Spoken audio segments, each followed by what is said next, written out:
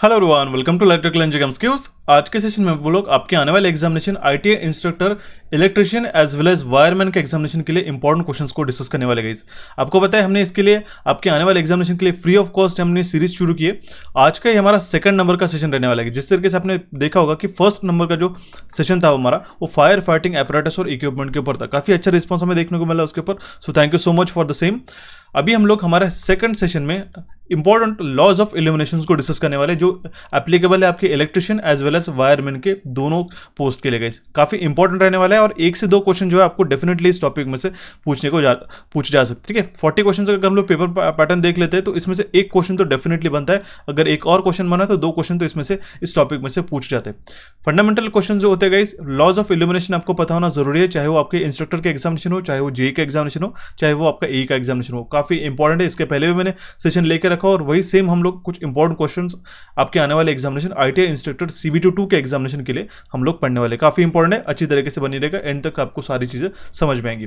सबसे पहले तो हमें प्रीवियस सेशन का आंसर देखना होगा। क्वेश्चन हमने पूछा था हमारे लास्ट सेशन में, वेरी फर्स्ट सेशन था हमारा, आप देख सकते हैं यहाँ पे। ठीक है, अभी आप जब भी आप इस प्लेलिस्ट को फॉलो करोगे तो आप यहाँ पे जो हमारे लेफ्ट बॉटम कॉर्नर में जो नंबर है, जैसे अभी हमने यहाँ पे इस इनकैंडेसेंट बल्ब के अंदर हमने सेकंड नंबर मेंशन करके रखा, तो प्लीज उसको सीरीज वाइज देखना शुरू कीजिएगा, क्योंकि काफी कबार एस्पिरेंट्स को जो सिमिलर टाइप ऑफ थंबनेल देख के उसको स्किप आउट हो जाता है। तो आप इस नंबर को ध्यान में रखिएगा। ठीक है, ये इंक्रीजिंगली बढ़ता रहेगा हमारा एज पर आवर सेशंस, तो इसको आपको ध्यान नोट करना होगा और इसी अकॉर्डिंगली सेशंस देखने होंगे गाइस। ओके, क्वेश्चन क्या पूछा था हमने, which class of fire contains combustible materials caused by flammable solid such as wood, paper and fabric. मैंने आपको बताया था लकड़ी, कागज या फिर अगर आपके कपड़े या फिर फैब्रिक या टेक्सटाइल है, उसमें से अगर आपका फायर एक्सटिंग दैट मीन्स फायर प्रोड्यूस होता है, ठीक है, तो वो अगर सॉलिड्स के अंदर इंक्लूड होते हैं तो वो कौन सा type of class of fire आता है, वो हमारा class A type of fire होता है। इसलिए इसका करेक्ट आंसर आ जाएगा हमारा ऑप्शन ए।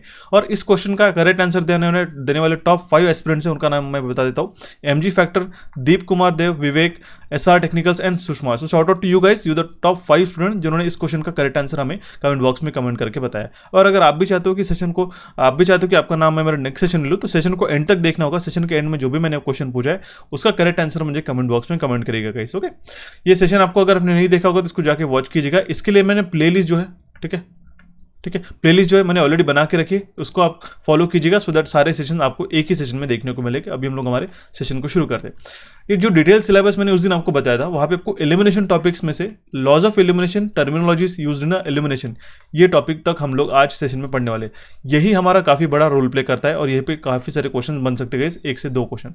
इसके बाद में जो हमारा देखिए पार्ट ए और पार्ट बी, ये लाने का मतलब इसलिए था, मकसद यही था कि हमारा जो पार्ट बी में हम लोग टाइप ऑफ अलग अलग लैम्प्स जो होते हैं, इनकैंडेसेंट हो गया, डिस्चार्ज लैम्प हो गया, फ्लोरेसेंट लैम्प है, HPMV, HPSV lamp, drum switches, ठीक है, लाइटनिंग कैलकुलेशन और एनर्जी एफिशिएंसी लाइटनिंग सिस्टम जैसे कि CFL LEDs आते हैं, तो उसके अंदर जो नए नए क्वेश्चंस बनते हैं वो भी हम लोग डिस्कस करेंगे।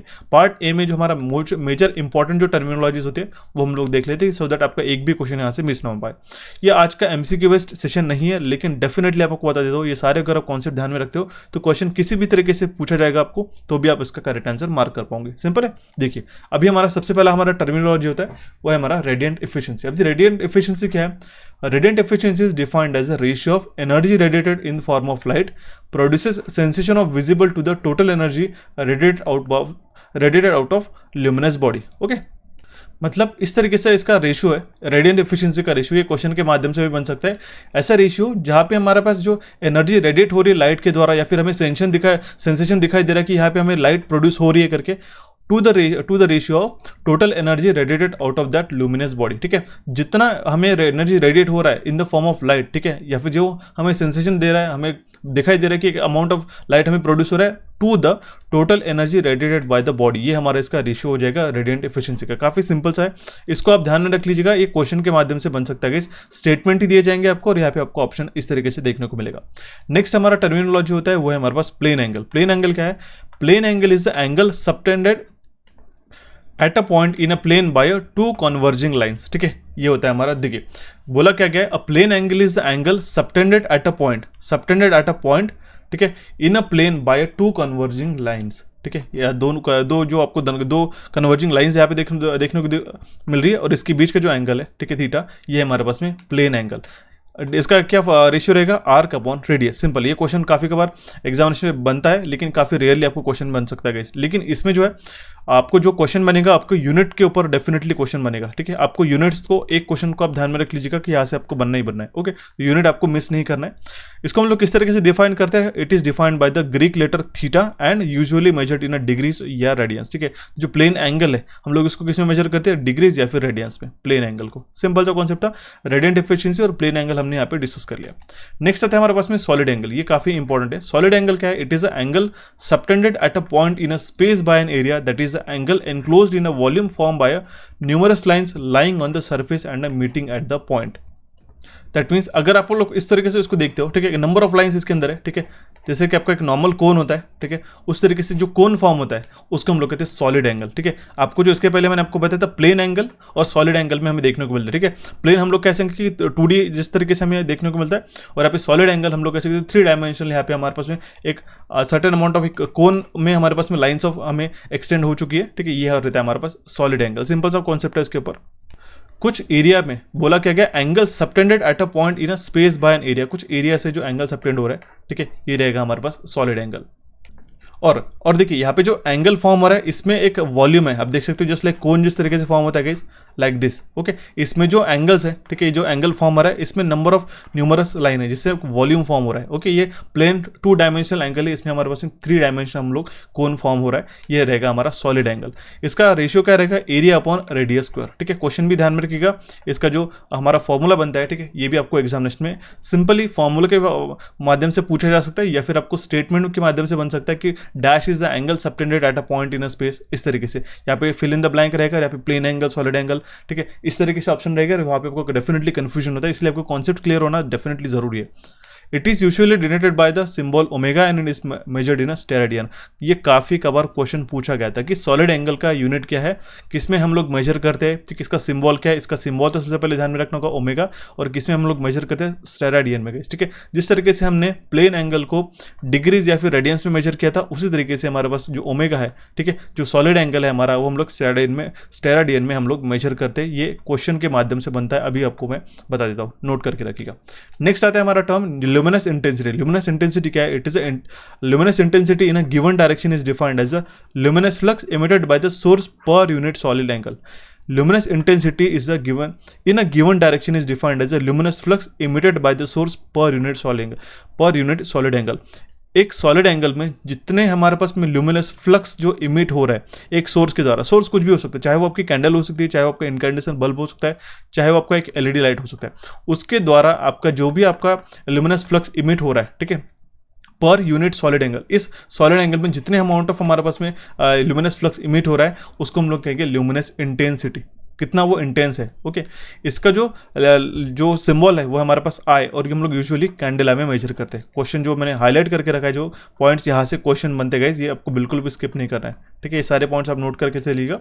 ल्यूमिनस इंटेंसिटी का क्या रेशियो रहेगा फिर, phi upon omega, lumen per steradian, या फिर हम लोग उसको कैंडेला कहते हैं। अब देखिए कैंडेला तो आपको सिंपल पूछा जाएगा कि ल्यूमिनस इंटेंसिटी का फॉर्मूला क्या है, आपको कैंडेला, स्टेरेडियन, ठीक है, और डिग्रीज, इस तरीके से भी हमें ऑप्शन बन सकता है। लेकिन अभी होता क्या कि आपको कैंडेला भी पूछा जाता है। ओके, कैंडेला का lumen per steradian is defined as a luminous intensity, भी इस तरीके से रिवर्स क्वेश्चंस आपको बन सकते हैं, इसलिए आपको ध्यान में रखना होगा। अगर कैंडेला आपको पूछा गया तो उसी का मतलब होता है lumen per steradian, that means phi upon omega. ठीक है, ये होती है हमारे ल्यूमिनस इंटेंसिटी। कॉन्सेप्ट काफी इंपॉर्टेंट है और टू द पॉइंट में कॉन्सेप्ट आपको बता रहा होगा, इसके बाहर आपको काफी कम ही क्वेश्चन देखने को मिलेंगे। ठीक है, इतना मैं एश्योरिटी के साथ बताता हूँ। नेक्स्ट हमारा टर्मिनोलॉजी है वो है हमारे पास ल्यूमेन। ल्यूमेन की किसका यूनिट है, ये ल्यूमिनस फ्लक्स का। ठीक है, कितना हमारे पास ल्यूमिनस फ्लक्स आ रहा है उसको हम लोग कहते हैं ल्यूमेन गाइस।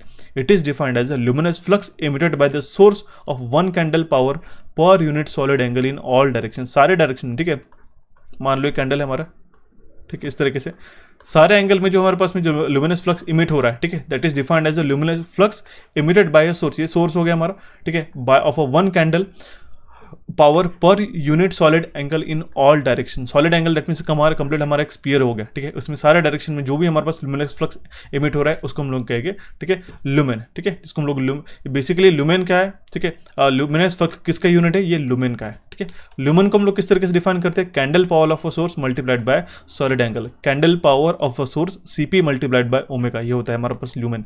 ये पॉइंट ध्यान में रख लीजिएगा, इसको हमने कलर नहीं किया अभी, बट ये इंपॉर्टेंट है, ध्यान में रखना होगा। Flux, total flux emitted by one candle power is 4 पाई ल्यूमेन्स, ठीक है।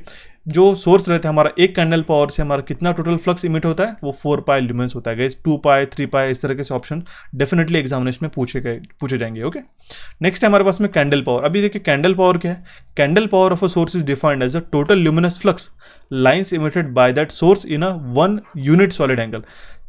हम लोग कहेंगे कैंडल पावर क्या है, कैंडल पावर जो है हमारे सोर्स का, उसको हम लोग डिफाइन करेंगे जितना हमारा टोटल ल्यूमिनस फ्लक्स लाइंस जो है इमिट होता है उस सोर्स के द्वारा एक यूनिट सॉलिड एंगल में, उसको हम लोग कहेंगे गाइस कैंडल पावर। ओके, इसके पहले हमने देखा था ओके कैंडेला, वो भी सिमिलर यूनिट है इसका, ठीक है। CP is equal to lumen upon omega, lumen per steradian या फिर कैंडेला इसका हमारा एक यूनिट रहेगा। ये क्वेश्चन, ये पॉइंट आपको ध्यान में रखना होगा। एक इंपॉर्टेंट कॉन्सेप्ट आता है कि इल्यूमिनेशन क्या होता है। अब देखिए इल्यूमिनेशन क्या है, it is defined as the luminous flux received by the surface per unit area, ठीक है। ये मान लो यहाँ पे आपने बल्ब लगा दिया कुछ इस तरीके से, या फिर हमने कुछ इस तरीके से यहाँ पे हमारा बल्ब हो गया कनेक्ट, ठीक है। यहाँ पे हमारे पास में फ्लक्स आ रहे हैं ओके, एक पर यूनिट एरिया में, ठीक है, एक सरफेस पर यूनिट एरिया में कितने नंबर ऑफ ल्यूमिनस फ्लक्स जो है, ठीक है, हमारे पास रिसीव हो रहे हैं, उसको हम लोग कहेंगे illumination. That means illumination is defined as the luminous flux received by the surface per unit area. ये हम लोग किससे डिफाइन करते हैं, इसका लेटर क्या है, इससे हम लोग ई से डिफाइन करते हैं गाइस। उसको हम लोग डिनोट किससे करते हैं, ई से, और उसको हम लोग मेजर करते हैं लक्स से, ओके, या फिर लुमेन पर मीटर स्क्वायर से, या फिर मीटर कैंडल से, या फिर फुट कैंडल से। चारों भी ऑप्शंस ध्यान में रखना होगा गाइस, काफी इंपॉर्टेंट है। ओके, इसका रेशियो क्या बनेगा, luminous flux upon area, that means 5/A, जिसको हम लोग क्या लिख सकते हैं, सीपी इंटू ओमेगा अपॉन ए लक्स, ठीक है। ल्यूमेन पर मीटर स्क्वायर का ही हमारी अल्टरनेटिव यूनिट क्या है, लक्स है, ठीक है। फिर हम लोग मीटर कैंडल कहेंगे या फिर फुट कैंडल करेंगे, ठीक है। मोस्ट प्रोबेबली 100% क्वेश्चन यहाँ से काफी कबार बन सकता है इस इल्यूमिनेशन टॉपिक से। ओके, ये इल्यूमिनेशन पॉइंट्स है गाइस। नेक्स्ट इंपॉर्टेंट कॉन्सेप्ट है हमारा लक्स या फिर metre candle. It is defined as the illumination of the inside of a sphere of a radius 1 metre and a source of 1 candle power is fitted at a centre of the sphere, ठीक है। ध्यान से देखिएगा, lux या फिर metre candle किसको हम लोग डिफाइन करेंगे, इसका डिफाइन करेंगे as a illumination of a inside of a sphere of a radius 1 metre, ठीक, and source of a 1 candle power is fitted at the centre of the spot. यहाँ पे अगर हमने यहाँ पे सोर्स लगा दिया कोई भी कैंडल पावर का, ठीक है, 1 कैंडल पावर का, उसको हम लोग कहेंगे लक्स या फिर मीटर कैंडल। एक बेसिक फंडामेंटल यूनिट लक्स को हम लोग डिफाइन करेंगे तो ओके। नेक्स्ट आता है हमारे पास में फुट कैंडल। फुट कैंडल क्या होता है, ठीक है, अभी हमने मीटर कैंडल या फिर lux candle, basically metre candle या फिर लक्स हमने देख लिया। फुट कैंडल क्या होता है, ये हमारा यूनिट है इल्यूमिनेशन का, और डिफाइन किया जाता है illumination of the inside of a sphere of a radius 1 foot. अब देखिए फुट कैंडल बोला क्या, यहाँ पे मीटर कैंडल बोला, यहाँ पे हमने 1 मीटर का रेडियस लिया था, अब यहाँ पे 1 फुट का रेडियस है, इसी में आपका डिफरेंस है। और सोर्स कितना है, सिमिलर 1 कैंडल पावर का eight the centre of it, जिस तरीके से मैंने आपको बताया था। मीटर कैंडल और फुट कैंडल में सिर्फ आपको डिफरेंस यहाँ पे एक 1 मीटर का है और यहाँ पे हमारे पास 1 फुट का बोला गया। 1 लक्स कितना हो जाएगा, 1 foot candle, that means 1 lumen per foot square, या फिर 1 फुट कैंडल क्या हो जाएगा, it is equal to 10.76 lux. ये पॉइंट आपको ध्यान में रखना होगा, क्वेश्चन के माध्यम से बन सकता है, काफी इंपॉर्टेंट है। आई होप आपके यहाँ तक के जो मैंने आपको कॉन्सेप्ट बताए वो आपको क्लियर हुए होंगे। बढ़ते हुए हमारे नेक्स्ट पॉइंट की ओर। क्वेश्चन क्या, पॉइंट क्या है हमारे पास में, बेसिकली MSCP, ठीक है। अब देखिए क्वेश्चन क्या पे पूछा था, मैं आपको बताता हूँ, काफ़ी सारे पेपर हमने एनालाइज किए थे। MSCP यहाँ पे आपको बताया गया था, और यहाँ पे जो है आपको इस फुल फॉर्म पूछा गया था। आप सोच सकते हो कितना फंडामेंटल क्वेश्चन था। हम लोग पढ़ते वक्त उसको इग्नोर कर देते, मीन स्पेरिकल कैंडल पावर पढ़ के, लेकिन होता क्या कि यहाँ पे जो मीन, मीडियन, मोड, ठीक है, स्पेरिकल और ऐसे जो भी आपको सिनोनिमस आपको वर्ड्स देखने को मिलेंगे वो आपको पूछे जाते हैं ऑप्शन के माध्यम से। तो आपको ध्यान में रखना होगा MSCP का फुल फॉर्म क्या है, मीन स्पेरिकल कैंडल पावर। अब इसको हम लोग किस तरीके से डिफाइन करते हैं, it is given by the total flux, ठीक है। जो लाइट में हमारे पास में हमें रेज जो है हमें आउटपुट हमें देखने को मिलता है, जो रेज इमिट होते हैं उसको हम लोग कहते हैं फ्लक्स। बेसिकली हम लोग फंडामेंटल से जा रहे हैं, ठीक है, हम लोग ज़्यादा टेक्निकली नहीं जा रहे, सो दैट हम लोग समझ सके इस टॉपिक के ऊपर, क्योंकि काफ़ी इंपॉर्टेंट है और काफ़ी कंफ्यूजिंग सा ही टॉपिक यही है बेसिकली। अगर क्वेश्चंस बनते हैं तो हमें लक्स, ठीक है, कैंडेला, स्टेराडिन, इसमें ही काफ़ी कबार कंफ्यूजन हो जाता है, और हमने ये नोटिस किया है particularly. It is given by the total flux in a lumen emitted in all direction in all planes divided by 4 pi. This average candle power is also known as the mean spherical candle power, ठीक है। Total flux इन अ lumens, ठीक है, बोला क्या गया, हर direction में, ठीक है, अगर ये हमारा एक कैंडल है, ठीक है, सारे डायरेक्शन में हमारे पास में जितना हमारे पास लक्स यहाँ पे हमारा जा रहा है, ठीक है, divided by 4 pi, so that हम लोग उसको डिफाइन कर पाएंगे। मीन स्पेरिकल, ठीक है, स्पेरिकल दैट मीन्स कंप्लीट एक राउंड, ठीक है, स्पेरिकल एक स्पेयर है हमारे पास, ठीक है, 3D sphere, okay, divided that means MSCP mean spherical candle power is equal to total flux in lumens divided by 4 pi. ये इसका करेक्ट, ये इसका जो फॉर्मूला बन जाएगा MSCP का। अब देखिए MHCP क्या होता है, मीन हेमिस्पेरिकल। सिमिलर यहाँ पे स्पेरिकल था और यहाँ पे हेमिस्पेरिकल, बाकी सेम चीज़ें होती है, ठीक है। एक हमारा एक मान लो हेमिस्पेरिकल में जो हमारा आउटपुट देखने को मिलेगा, if the average is taken over the hemisphere instead of a sphere, then the average candle power is known as a mean hemispherical candle power, just like this, ठीक है। अभी देखिए MHSCP मतलब क्या होगा, यहाँ पे total flux in lumens divided bye हमारा क्या रहेगा 2 पाई। लेकिन यहाँ पे टोटल फ्लक्स कहाँ पे हो रहा है, यहाँ पे सबसे पहले तो हमारा MSCP में कितना था, पूरे सर्कल पे था, राइट। बट लेकिन MHCP में क्या होता है, ठीक है, यहाँ पे फ्लक्स जो इमिट होता है सिर्फ हेमिस्फीयर में, ठीक है, सिर्फ हेमिस्फीयर में। ये होता है हमारे पास हेमिस्फीयर दैट मीन्स आधा कटा हुआ, ओके, लाइक दिस। तो जितने भी फ्लक्स इमिट हो रहे हैं यहाँ पे इस सरफेस में, ठीक है, इस यहाँ पे हमारे एरिया में हेमिस्फीयर में डिवाइडेड बाय हम लोग 2 पाई करेंगे। अभी देखिए क्वेश्चन यहाँ तो ये ऐसा पूछा जाएगा, या फिर आपको एक न्यूमेरिकल बन सकता है जो कि आपको काफ़ी डुएबल रहता है, विद इन 10 to 15 सेकंड आपको सॉल्व करते हो, डिपेंडिंग अपॉन उसका कितना कॉम्प्लेक्स है। सिर्फ आपको MHCP या फिर MHSCP ये फॉर्मूला पता होना ज़रूरी है, क्या वो हेमिस्फीयर में इमिट हो रहा है या क्या फिर आपको वो टोटल फ्लक्स स्पेरिकल में हो रहा है, ठीक है। तो वो एक क्वेश्चन डेफिनेटली पूछा जाएगा और पूछा भी गया है काफ़ी सारे एग्जामिनेशन में। एक इंपॉर्टेंट फैक्टर आता है हमारे पास में रिडक्शन फैक्टर। ये किसका डेफिनेशन है, रेशियो है। Reduction factor of the source light is defined as the ratio of its mean spherical candle power to mean horizontal candle power, mean spherical candle power to mean horizontal candle power. ये इसका हमारा reduction factor का ratio बनता है, ये भी आप ध्यान में रख लीजिएगा। जो मैंने इंपॉर्टेंट है वो तो आपको बता ही दिया। नेक्स्ट इंपॉर्टेंट है हमारे पास में लैंप इफिशिएंसी। यहाँ पे आपको काफी कवर क्वेश्चंस बनेंगे और जो लैंप इफिशिएंसी के ऊपर न्यूमेरिकल भी बनते हैं, ठीक है, एक फंडामेंटल न्यूमेरिकल जो हम लोग पार्ट बी में डिस्कस करेंगे। Lamp efficiency is defined as the ratio of total luminous flux emitting from the source to its electrical power input in watts. Lamp efficiency, अब देखिए efficiency जब भी हम लोग निकालते हैं उसका मतलब क्या है कि कितना हम लोग आउटपुट निकाल पा रहे, हमारा जितना इनपुट हमने दिया, ठीक है। अगर आपने इनपुट दिया 100%, ठीक है, लेकिन आउटपुट आप कितना निकाल पा रहे हो, सिर्फ 80% ही, तो आपका इफिशिएंसी कितना है, हमारे पास सिर्फ 80% है, राइट। तो 80% है मतलब क्या हुआ कि हमने बल्ब है आपका, तो बल्ब को आप क्या देते हो, इलेक्ट्रिकल इनपुट देते हो, इलेक्ट्रिकल पावर इनपुट देते हो, और हमें वो आउटपुट में क्या देखने को मिलता है, हमें ल्यूमिनस फ्लक्स देखने को मिलता है, ठीक है, उसका लाइट हमें देखने को मिलता है। तो ये होता है लैंप इफिशिएंसी, सिंपल है। इसी रेशियो से हमारा क्या बनेगा, उसका unit lumen per watt. Lamp efficiency का यूनिट क्या बनता है, ल्यूमेन पर वैट। होता क्या है, ल्यूमेन पर वैट स्क्वायर, ठीक है, ल्यूमेन वैट, ठीक है, ल्यूमेन वैट स्क्वायर, ठीक है, या फिर ल्यूमेन पर वैट। ऐसे 4 ऑप्शंस आपको देखने को मिल सकते हैं और हमेशा यहाँ पे कंफ्यूजन होता है, तो ध्यान में रखिएगा ल्यूमेन पर वैट है, सिंपल है। अगर आप ये लैंप एफिशिएंसी पता कर लेते हो तो आपको फॉर्मूला, उसका जो बेसिक फंडामेंटल फॉर्मूला है, रेशियो जो है वो आपको आसानी से पता हो जाएगा, ओके। नेक्स्ट हमारा टर्म है कोएफिशिएंट ऑफ यूटिलाइजेशन और यूटिलाइजेशन फैक्टर। अब ये यूटिलाइजेशन फैक्टर, या हमने जहाँ तक नंबर ऑफ क्वेश्चन पेपर को देखा, यहाँ पे सिर्फ उन्होंने क्या किया था कि आपको स्टेटमेंट के माध्यम से क्वेश्चन बना था, पूछा गया था, तो वो आपको ध्यान में रखना होगा। स्टेटमेंट, उन्होंने सिर्फ स्टेटमेंट बता दिया था और आपको पूछा गया था कि कोएफिशिएंट ऑफ यूटिलाइजेशन या फिर यूटिलाइजेशन फैक्टर का क्या रेशियो होता है। It is defined as the ratio of total number of lumens reaching the working plane to the total number of lumens emitting from the source. Total lumens reaching the working plane, कितना हमारा lumen जो है वो reach हो रहा है working plane पे, divided by total lumens emitting from the source, ठीक है। मान लो ये हमारा बल्ब है यहाँ पे, ओके, लाइक दिस।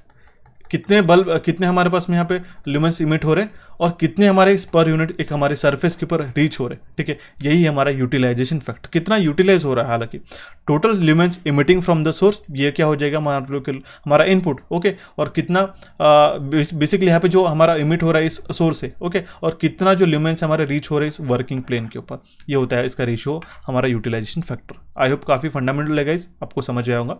बढ़ते हैं हमारे नेक्स्ट पॉइंट की ओर, वो है हमारे पास मेंटेनेंस फैक्टर्स। मेंटेनेंस फैक्टर क्या है, it is defined as the ratio of illumination under normal working condition to the illumination when everything is clean, ठीक है।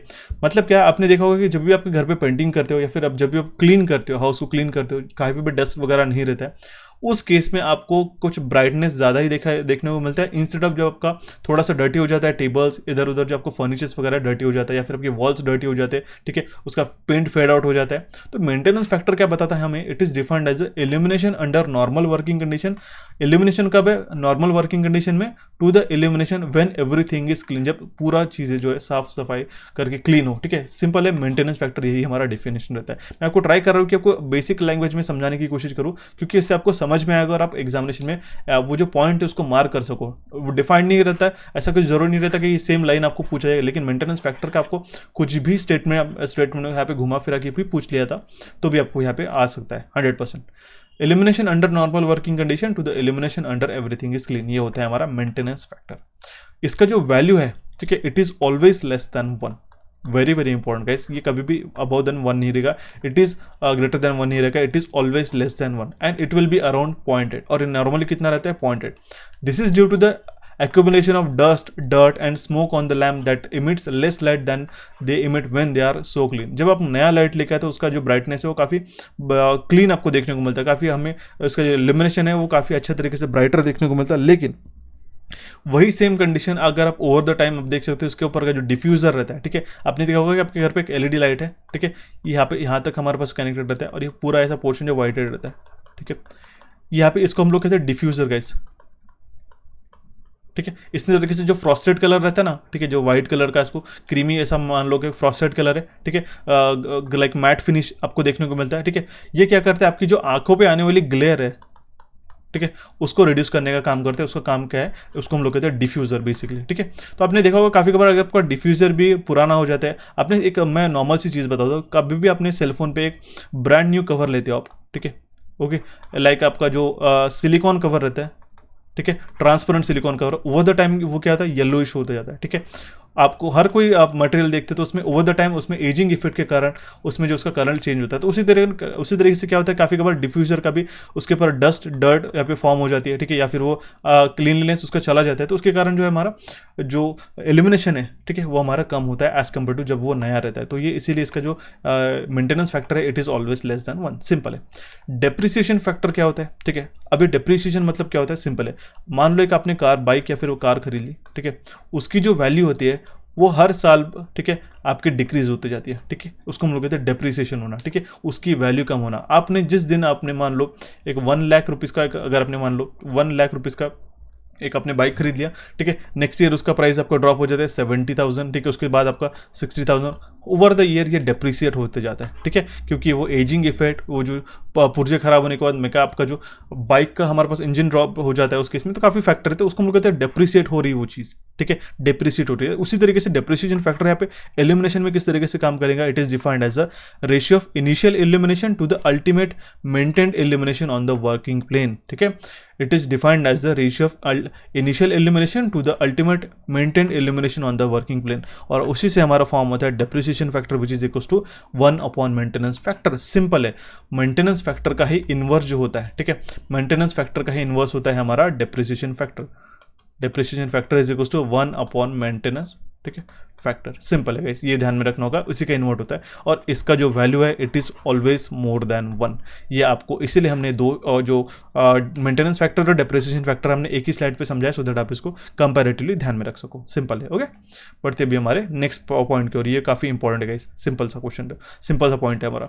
रिफ्लेक्शन फैक्टर या फिर कोएफिशिएंट ऑफ रिफ्लेक्शन क्या है, it is a ratio of luminous flux leaving the surface to the luminous flux incident, it is known as a reflection factor. Simple है, reflected light upon incident light, ये किसका ratio बनेगा, ये बनेगा हमारे reflection factor का। ये सारे पॉइंट ध्यान में रखना होगा और सबसे इंपॉर्टेंट जो है लास्ट अभी हमारे पास में ये इसका पॉइंट है कि इसका जो रेशियो है it is always less than 1। अभी हमने यहाँ पे आपके लिए एक टेबल मेंशन करके रखा है जो हर एक एस्पिरेंट को मैं बता रहा हूँ 100% पता होना ही चाहिए, क्योंकि यहाँ से मोस्ट ऑफ द क्वेश्चन बनते। क्या है हमारे पास में, लुमिनस फ्लक्स, इसका यूनिट क्या है, ल्यूमेन, सिंबल एफ या फिर फाई से हम लोग इसको डिफाइन करते हैं। ल्यूमिनस इंटेंसिटी, कैंडल पावर हम लोग उसको कैंडेला से, इसका यूनिट क्या है, कैंडेला है, ओके, आई से हम लोग यहाँ इसको सिंबल में नोट करते हैं, ठीक है। इल्यूमिनेशन या फिर ल्यूमिनेंस क्या है, ल्यूमेन पर मीटर स्क्वायर या फिर लक्स, इसको हम लोग ई से डिफाइन करते हैं सिंबल के। ल्यूमिनेंस या फिर हम लोग ब्राइटनेस किसे हम लोग डिफाइन करते हैं, यूनिट क्या है इसका, कैंडेला पर मीटर स्क्वायर, एल या फिर बी से हम लोग डिफाइन करते हैं। ल्यूमिनस एक्जिटेंस हम लोग ल्यूमेन पर मीटर स्क्वायर से या फिर उसका जो सिंबल है हम लोग एम से डिफाइन करते हैं। तो ये टेबल आपको अच्छी तरीके से ध्यान में रखना होगा। अब है हमारे पास में सबसे लास्ट स्लाइड के ऊपर लॉज ऑफ इल्यूमिनेशन, जो कि काफी इंपॉर्टेंट है। दो ही लॉज इसके अंदर जो मेजरली पूछे जाते हैं वो आपको बता देता हूँ। सबसे पहला है हमारे पास इनवर्स स्क्वायर लॉ। ये लॉ क्या बताता है हमारा, illumination of a surface is inversely proportional to the square of a distance between the surface at a point source. ये हो गया हमारा पॉइंट सोर्स। अब देख सकते हो ये सरफेस A1 है, ये सरफेस A2 एंड ये सरफेस A3 है। अब देख सकते हो कि जो इल्यूमिनेशन है ऑन अ सरफेस वो इनवर्सली प्रोपोर्शनल है उसके square of a distance between them. ठीक है, जितना हमारा डिस्टेंस बढ़ता जा रहा है वो इनवर्सली प्रोपोर्शनल उसके square of the distance between them. That means, और वो हमारे कहाँ से वो जो इल्यूमिनेशन हमारा इमिट हो रहा है एक पॉइंट सोर्स है। ठीक है, यही हमें बताता है इनवर्स स्क्वायर लॉ। बोला क्या गया, the illumination of a surface is inversely proportional to the square of a distance between them, square of a distance between them, inversely proportional to the square of distance between them, between of the, या फिर हम लोग कह सकते हैं between the surface, as simple as that. Next आता है हमारे पास में Lambert's cosine law. Lambert's cosine law हमें क्या बताता है, this law state that illumination E at any point on a surface is directly proportional to the cosine of the angle between the normal at that point and the line of flux। बोला क्या गया, okay, line of flux ये है। ठीक है, और देखिए बोला क्या गया, E at, बेसिकली बोला क्या है यहाँ पे हम लोग देखना होगा लैम्बर्ट्स कोसाइन लॉ में, this law state that illumination E at any point on a surface is directly proportional to the cosine of the angle between the normal at that point and to the line of flux। Simple ये statement आपको दिया जाएगा और examination में यही आपको पूछा जाता है कि ये लैम्बर्ट्स कोसाइन लॉ है या फिर इनवर्स स्क्वायर लॉ है, या फिर आपको यहाँ पे जो है जो डिस्टेंस बताया जाता है कि that illumination of a surface is inversely proportional to the square of distance between them. तो ये किससे रिलेट करता है, इनवर्स स्क्वायर लॉ। ठीक है, इनवर्स लैम्बर्ट्स कोसाइन लॉ, इस तरीके से आपको ऑप्शन बना के आपको घुमा फिरा सकते तरीके से आपको अच्छी तरीके से सारे जो मैंने आपको पॉइंट्स बताए ये आपको नोट डाउन करना होगा। स्पेसिफिकली ये जो चार्ट है, ठीक है, यहाँ से आपको मल्टीपल क्वेश्चंस बन सकते हैं। ठीक है, ये एक क्वेश्चन आपको अच्छी तरीके से कलेक्ट करके आपको प्रिपेयर करना होगा इस। तो ये था हमारा complete session on laws of illumination. आपको ये सेशन कैसा लगा मुझे जरूर कमेंट बॉक्स के माध्यम से कमेंट करके बताइएगा। नेक्स्ट सेशन आपको कौन सा चाहिए वो भी आप मुझे कमेंट करके सजेस्ट कर सकते हो। आपको हमारे दोनों भी एप्लीकेशन इलेक्ट्रिकल इंजीनियरिंग एमसीक्यूज और कोचिफाई को डाउनलोड करना है।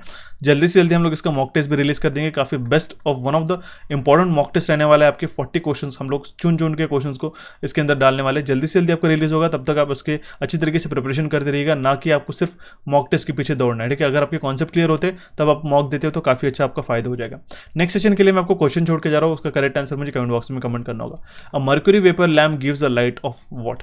याच्यामध्ये 4 ऑप्शन्स आहे आणि त्याचं करेक्ट आन्सर मला कमेंट बॉक्समध्ये कमेंट करून कळवा। आणि याचा सेशन कसा वाटला मला नक्की सांगा गाईस। मी प्रत्येक कमेंट वाचत असतो। ठीक आहे, खरं तर माझ्याकडे इतका वेळ नसतो की प्रत्येक कमेंटला आपण रिप्लाय करून डिस्कशन करू शकू, पण मी तुम्हाला एक सांगू शकतो की भरपूरसे ॲस्पिरंट्स इतके आमच्याशी कनेक्टेड आहेत आणि मला खूप छान वाटते तुमचे जे व्हॅल्युएबल फीडबॅक आणि तुमचे कमेंट्स येतात तर। ठीक आहे, सो भेटूया आपण आपल्या नवीन सेशनमध्ये। ठीक आहे, त्याच्यामध्ये आपण आपले जे पार्ट बी मध्ये टाईप ऑफ बल्ब जे आहेत ते आपण नक्कीच डिस्कस करूया। ठीक आहे, सेशन आवडलं असेल तर आमच्या चॅनल इलेक्ट्रिकल इंजिनिअरिंग एमसीक्यूजला इथे क्लिक करून सबस्क्राईब करू शकता। कोचिफायला पण इथे आपण क्लिक करून सबस्क्राईब करू शकता। टेलिग्राम चॅनलला कनेक्टेड राहा जेणेकरून तुम्हाला important update time to time मिळतील। सो धन्यवाद गाईज, भेटूया आपण आपल्या नवीन सेशनमध्ये।